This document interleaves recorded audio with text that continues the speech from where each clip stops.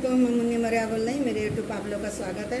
चलिए ठीक है, एक नाच गीत डाल रही हूँ। आप लोग को पसंद आओ तो कमेंट में ज़रूर बताना कि गाना कैसा है। चलिए ठीक है।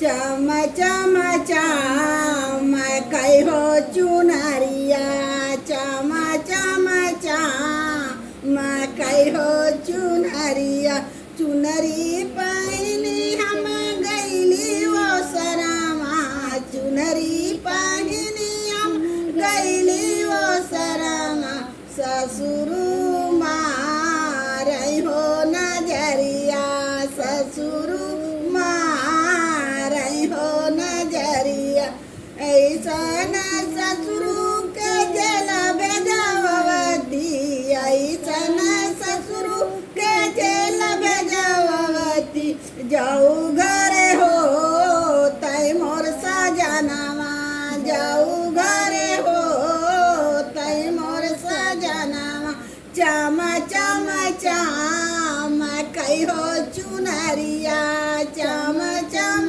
चाम कई हो चुनरिया, चुनरी पहनी हम गईली वो सरमा, चुनरी पहनी हम गईली वो सरमा, जेठवा मारई हो नजरिया, जेठवा मारई हो नजरिया, ऐसन जेठवा के जेल भेजवती, ऐसन जेठवा के जेल भेजवती, जाऊ घरे हो तय मोर सजनवा, जाऊ घरे हो तय मोर सजनवा, चम चम चाम कई हो चुनरिया, चम चम चाम कई हो चुनरिया, चुनरी